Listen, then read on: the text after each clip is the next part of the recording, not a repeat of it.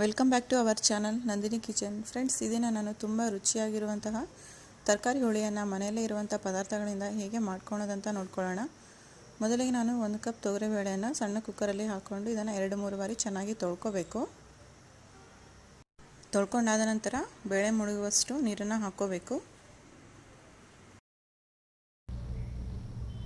ನೀರು ಹಾಕೊಂಡ್ಮೇಲೆ ಫ್ರೆಂಡ್ಸ್, ಇದಕ್ಕೆ 1 table spoon ಎಣ್ಣೆನ ಹಾಕ್ಕೊಂಡು ಮುಚ್ಚಳ ಮುಚ್ಚಿ 2 ವಿಷಲ್ ಬರುವವರೆಗೆ ನಾವು ಇದನ್ನು ಕೂಗಿಸ್ಕೋಬೇಕು. ಈಗ ಮಸಾಲೆಗೆ ನಾವು 1 ಟೇಬಲ್ ಸ್ಪೂನ್ ಕಡಲೆಬೇಳೆನ ತೊಗೊಂಡಿದ್ದೀನಿ, 1 ಟೇಬಲ್ ಸ್ಪೂನ್ ಧನಿಯಾನ ತೊಗೊಂಡಿದ್ದೀನಿ ಮತ್ತು 1-2 ಟೇಬಲ್ ಸ್ಪೂನ್ ಒಣ ಕೊಬ್ಬರಿ ತುರಿಯನ್ನು ತೊಗೊಳ್ತಾ ಇದ್ದೀನಿ ಇಲ್ಲಿ.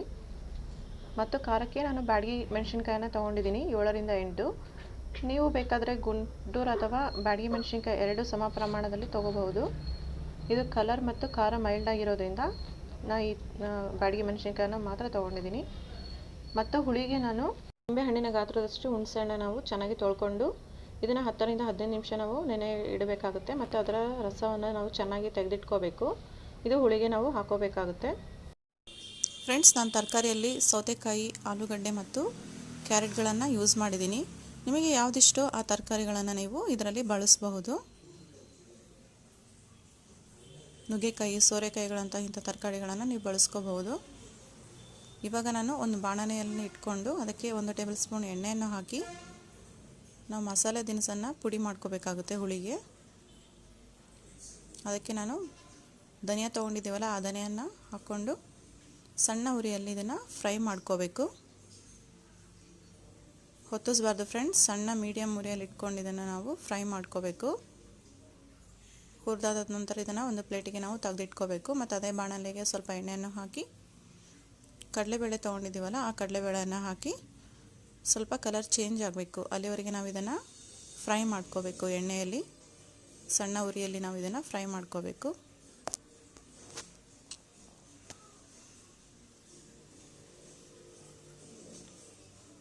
ನೋಡಿ ಫ್ರೆಂಡ್ಸ್, ಇಷ್ಟಾದರೆ ಸಾಕು. ಇದನ್ನು ಒಂದು ಪ್ಲೇಟಿಗೆ ತೆಗೆದಿಟ್ಕೋಬೇಕು. ಮತ್ತು ಇನ್ನೊಂದು ಸ್ವಲ್ಪ ಎಣ್ಣೆಯನ್ನು ಹಾಕ್ಕೊಂಡು ಖಾರಕ್ಕೆ ನಾವು ಬ್ಯಾಡಗಿ ಮೆಣಸಿನ್ಕಾಯಿ ತೊಗೊಂಡಿದ್ದೀವಲ್ಲ, ಅದನ್ನು ಹಾಕಿ ಇದನ್ನು ಸಹ ನಾವು ಎಣ್ಣೆಯಲ್ಲಿ ಹುರ್ಕೋಬೇಕು. ಈ ಹುಳಿ ತುಂಬ ಚೆನ್ನಾಗಿರುತ್ತೆ. ದಿನ ಮಾಡೋ ಆ ಬೇಳೆ ಸಾರು, ಸೊಪ್ಪಿನ ಸಾರು ತಿಂದು ಬೇಜಾರಾದಾಗ ಈ ಥರ ಒಂದು ತರಕಾರಿ ಹುಳಿಯನ್ನು ಮಾಡ್ಕೊಂಡು ತಿನ್ನಿ, ತುಂಬ ರುಚಿಯಾಗಿರುತ್ತೆ. ನೋಡಿ ಫ್ರೆಂಡ್ಸ್, ಇಷ್ಟು ಕೆಂಪಗಾಗಿದೆ. ಇಷ್ಟಾದರೆ ಸಾಕು. ಇವಾಗ ಸ್ಟವ್ ಆಫ್ ಮಾಡಿ ಕೊಬ್ಬರಿ ತುರಿ ತೊಗೊಂಡಿದ್ದೀವಲ್ಲ, ಅದನ್ನು ಹಾಕ್ಕೋಬೇಕು. ಇದೇ ಬಿಸಿಗೆ ಅದು ಬಿಸಿ ಆಗುತ್ತೆ. ಮತ್ತು ಇದನ್ನು ಸಪ್ರೇಟಾಗಿ ಹುರಿಯೋ ಅವಶ್ಯಕತೆ ಇರೋದಿಲ್ಲ. ಹುರ್ಕೊಂಡಿರುವಂಥ ಈ ಪದಾರ್ಥಗಳೆಲ್ಲ ತಣ್ಣಗಾಗಲು ಬಿಡಬೇಕು. ತಣ್ಣಗಾದ ಮೇಲೆ ನಾವು ಇದನ್ನು ಮಿಕ್ಸಿ ಮಾಡ್ಕೋಬೇಕು.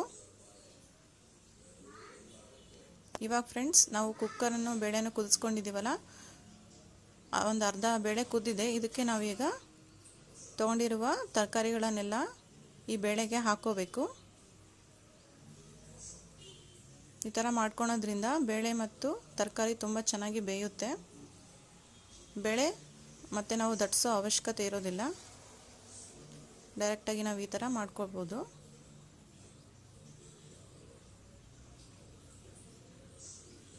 ನಿಮಗೆ ಈ ಥರ ಮಾಡ್ಕೊಳ್ಳೋಕೆ ಇಷ್ಟ ಇಲ್ಲ ಅಂದರೆ ನೀವು ಡೈರೆಕ್ಟಾಗಿ ಎಲ್ಲ ತರಕಾರಿ ಮತ್ತು ಬೇಳೆಯನ್ನು ಒಂದೇ ಬಾರಿಗೆ ಹಾಕಿ ನೀವು ಬೇಯಿಸ್ಕೋಬಹುದು.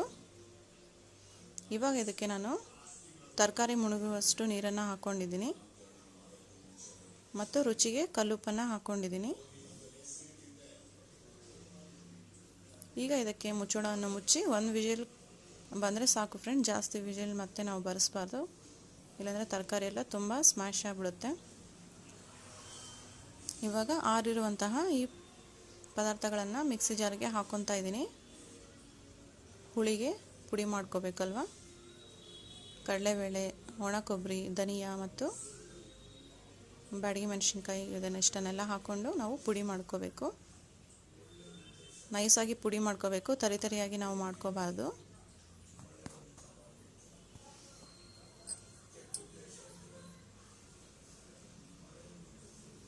ನೀವು ಖಾರ ಹೆಚ್ಚು ತಿನ್ನೋರಾಗಿದ್ದರೆ ಇನ್ನೊಂದು ಸ್ವಲ್ಪ ಮೆಣಸಿನ್ಕಾಯಿ ಜಾಸ್ತಿ ಹಾಕ್ಕೊಂಡು ಇದನ್ನು ಪುಡಿ ಮಾಡ್ಕೋಬಹುದು.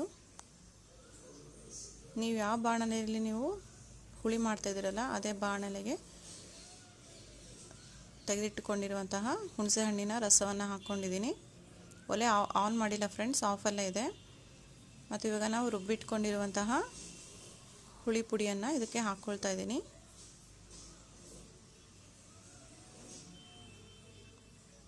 ಮತ್ತು ಇದಕ್ಕೆ 1 ಗ್ಲಾಸ್ ನೀರನ್ನು ಹಾಕಿ ಸ್ವಲ್ಪ ಉಪ್ಪನ್ನು ಹಾಕ್ಕೊಂಡಿದ್ದೀನಿ. ತರಕಾರಿ ಬೇಯಿಸಲು ಒಂದು ಸ್ವಲ್ಪ ಹಾಕ್ಕೊಂಡಿದ್ದೆ, ಮತ್ತು ಇವಾಗ ಹಾಕ್ಕೊಳ್ತಿದ್ದೀನಿ. ಇದು ಚೆನ್ನಾಗಿ ಮಿಕ್ಸ್ ಮಾಡಿಕೊಂಡು ಒಂದು 5 ನಿಮಿಷ ಇದನ್ನು ನಾವು ಚೆನ್ನಾಗಿ ಕುದಿಸ್ಕೋಬೇಕು. ಈ ಹುಳಿ ಅಂಶ ಎಲ್ಲ ಚೆನ್ನಾಗಿ ಬೇಯಬೇಕಾಗುತ್ತೆ.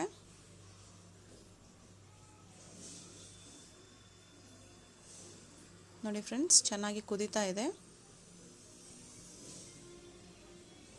ಇವಾಗ ತರಕಾರಿ ಮತ್ತು ಬೇಳೆ ಬೆಂದಿದೆ.